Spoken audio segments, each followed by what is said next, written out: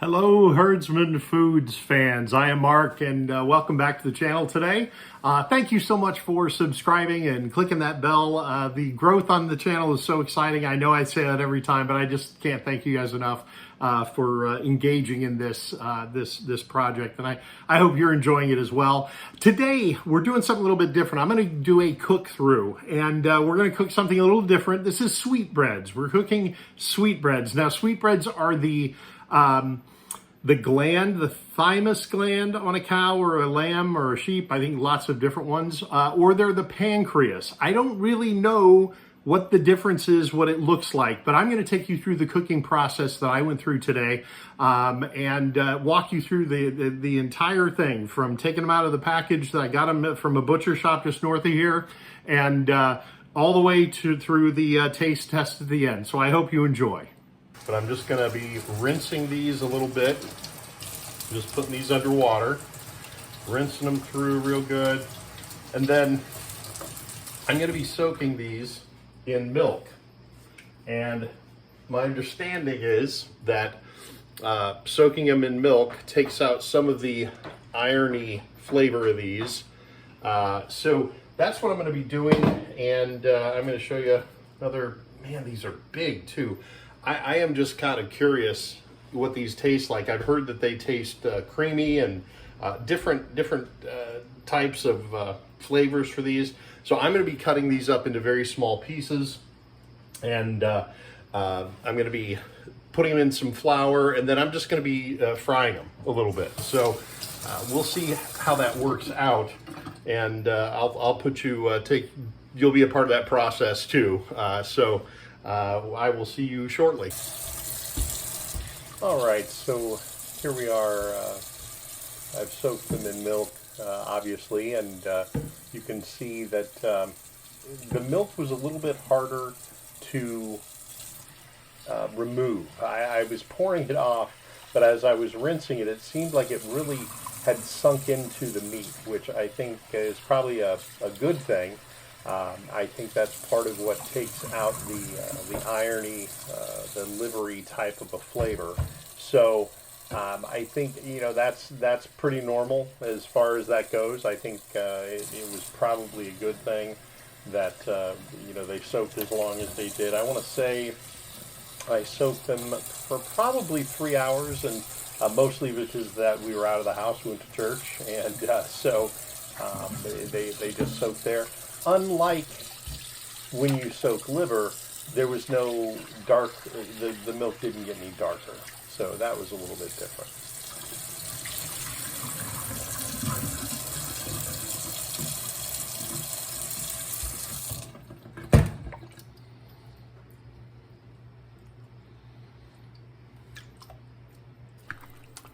And here's the final product there, the cleaned and dried, used paper towels to get the moisture off, which was a little harder.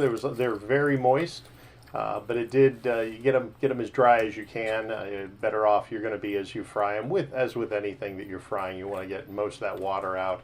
Here I am just chunking them into about 1 inch, 1.5 inch little chunks, little nuggets.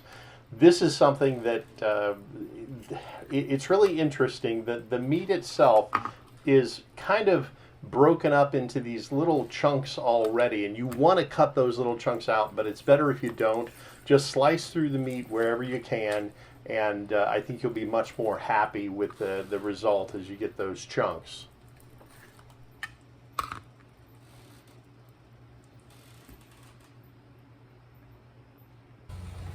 And then the breading. The breading is just a little mix of flour, a little salt. I put a little onion powder in. You could do whatever you like. You can put whatever you like in there as far as how you want it to flavor it. I prefer to flavor it very, very lightly because I want to taste the actual meat, especially with things like this that I've never tried before. So I don't want to lose any of the flavor in that.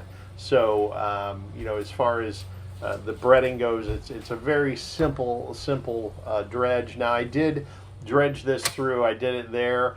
Then I took the rest of the flour. I put it on top of the flour there, and I did it again.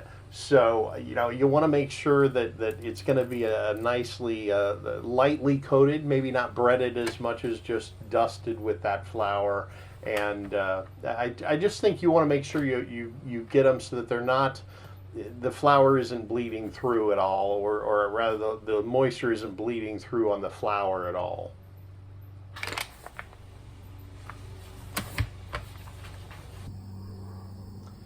Now here I am back on the Blackstone again, obviously my favorite new tool that I'm using. And I saw somebody do this. I saw them do some deep frying on their Blackstone, so I thought I'd give it a try.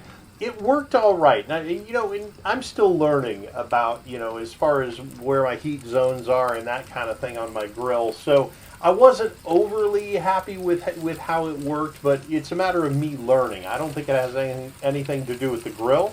I think it's a matter of me learning, where to put things for optimal temperature and that kind of thing. And I'm just going to show you a little close up here to show you. It was going at about, I want to say about 330 when I started, or I'm sorry, about 340 when I started. As soon as I dropped those in, it dropped down to about 250.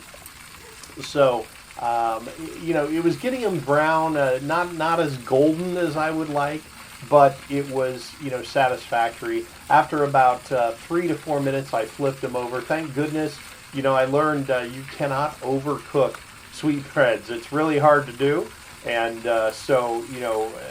just take your time with it, and you'll do just fine.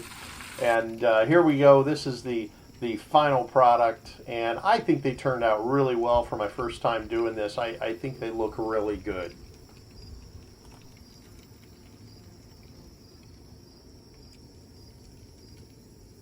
All right, so here we are. The cooking is all done. The process is complete, and here are the final little sweetbreads cooked on my Blackstone, as you saw.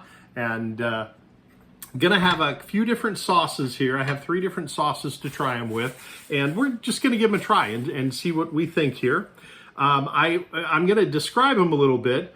They feel very bouncy. They're kind of a bouncy consistency. They're like nuggets. I mean, that's what I did. I cut them into about 1-inch pieces and made them into nuggets. I'm just going to try one plain here first.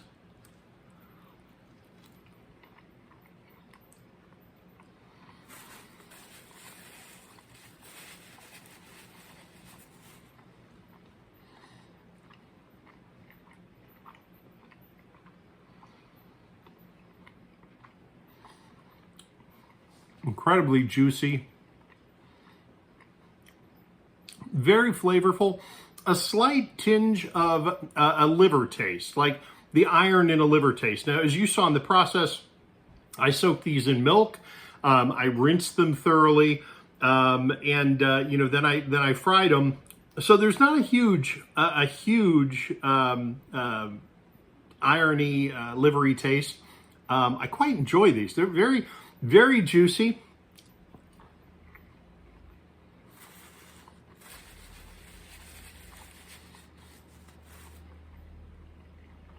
Very flavorful.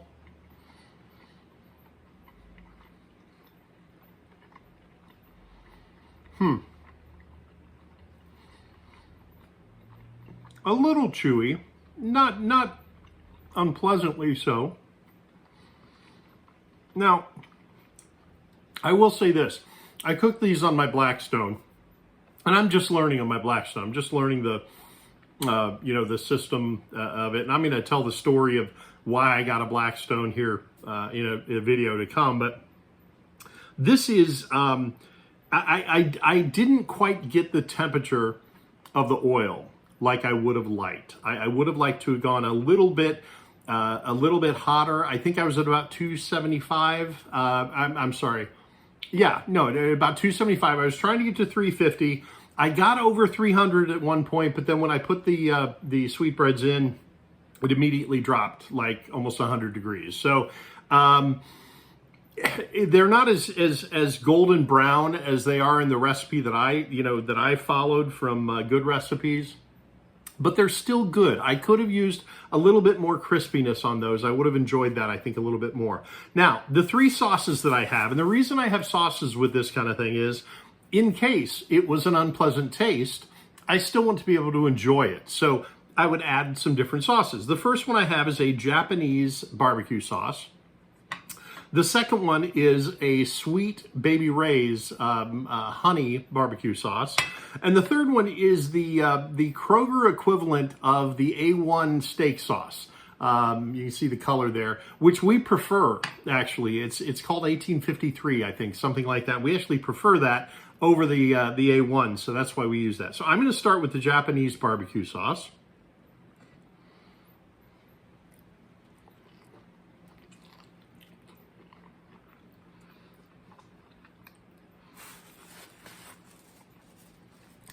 Quite spicy,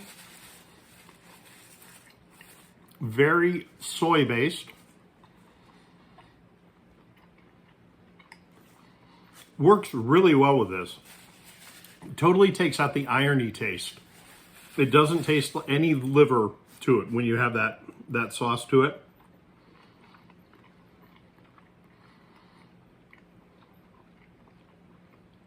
I'm going to try that again.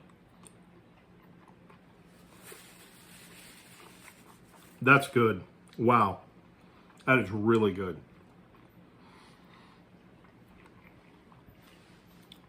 I've been trying to use this Japanese barbecue sauce on so many different things. I have not found anything that I love it on until now. That is spectacular. I love that. All right. I'm going to try Sweet Baby Ray's barbecue sauce.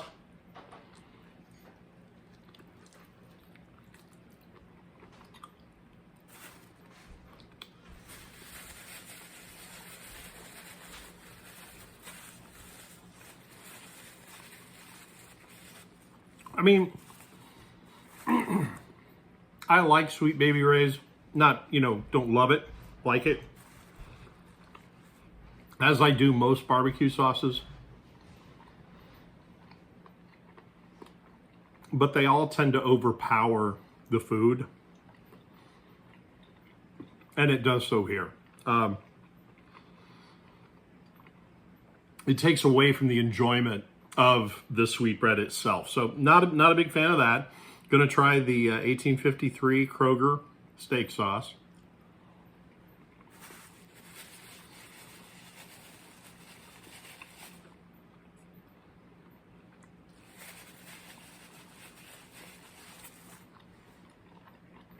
I mean, once again, it's okay. Japanese steak sauce, guys. Wow. I'm sorry, Japanese barbecue sauce, that's incredible. That lifts this to a higher level. Overall, man, I am impressed with Sweetbreads. Here's why I got them in the first place, guys. $1.49 a pound. $1.49 a pound for beef Sweetbreads at the local butcher.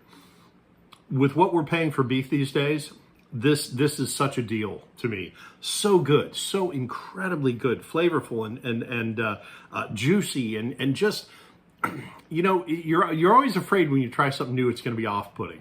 Okay, this was one I was nervous about because I'd heard about it through the years, but I'd never met anyone who actually made them. These are tremendous, guys. Go to your butcher shop, pay $1.49 a pound for this stuff. They are Sweetbreads and they are amazing. Oh, gosh, give these a try. And give the Japanese barbecue sauce a try as well. I think it's actually called Japanese. I mean, that's the brand, is Japanese barbecue sauce. Anyway, that is all from me today. I hope you enjoyed our time together as much as I have enjoyed being with you today. As always, please, comment and let me know what you're thinking. If there's something you want me to try, let me know. Reach out to me. Thank you so much for all the new subscribers and the thumbs up and all the old subscribers. Just keep going with me on this. I hope you're enjoying the time. Anyway, as always, don't be afraid to join the herd.